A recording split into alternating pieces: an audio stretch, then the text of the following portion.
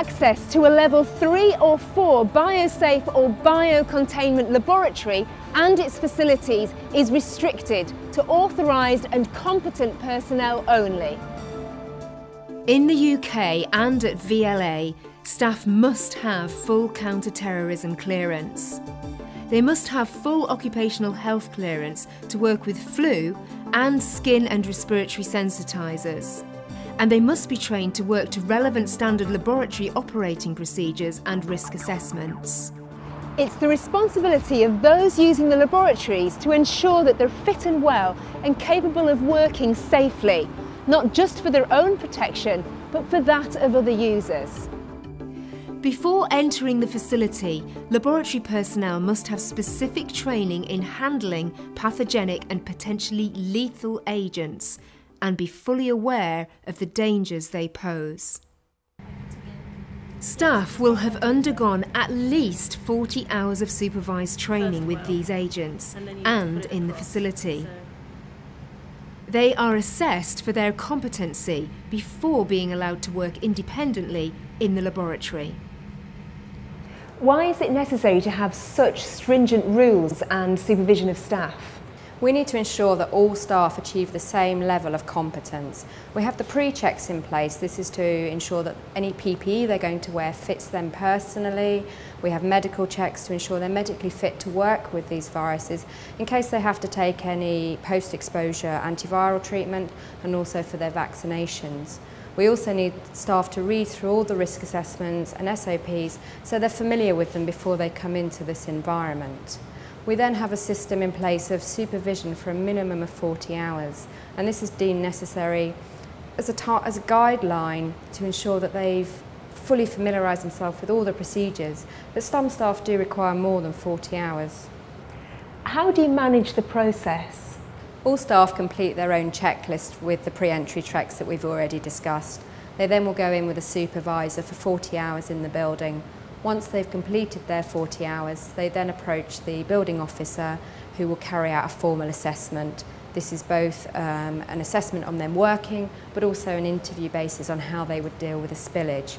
If they pass this assessment, their own staff pass will then be activated so they can enter the high security unit on their own. How do you train staff in contingency procedures?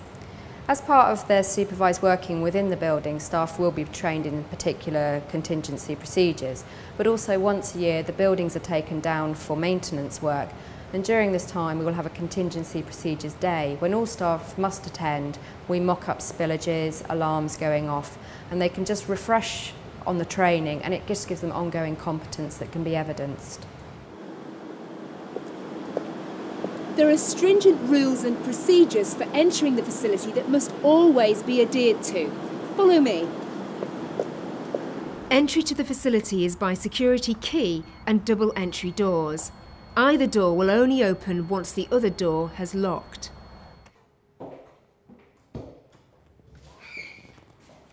The reception or lobby area houses a manned control room where all personnel are required to sign into the entry logbook and check on who else is working in the facility.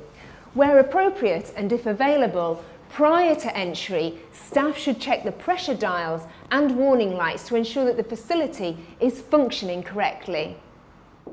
Any consumables, equipment or specimens required are passed through a double-doored pass hatch or fumigation chamber. There is no need to shower before going into the laboratory, but staff should always make sure that toiletries and towels are available for when they leave the containment areas.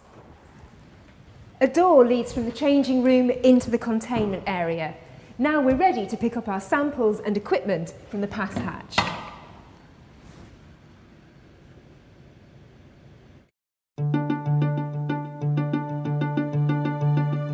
On completing work before leaving the containment facility, a number of procedures need to be completed, and again, strict rules must be observed.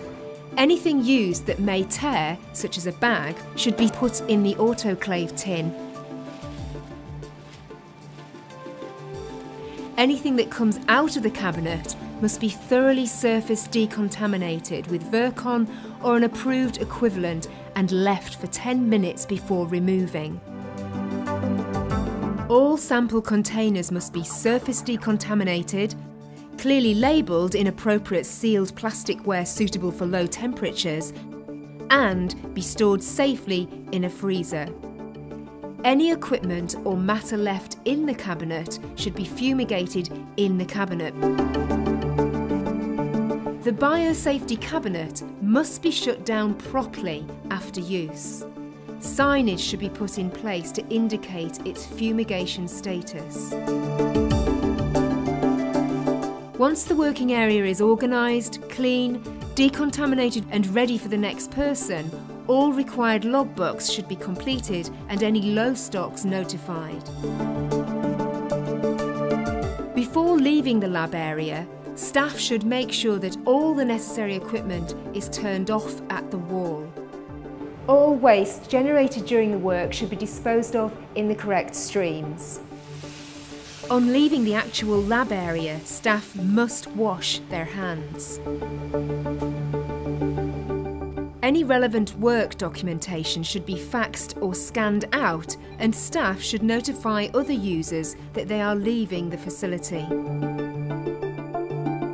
Laboratory and working clothes should be placed in the laundry bin housed in the shower lobby. When leaving the containment area, staff must shower for at least 3 minutes, including a full hair and body wash. On signing out, the building officer must be notified of any issues that have been encountered, including low stocks of consumables.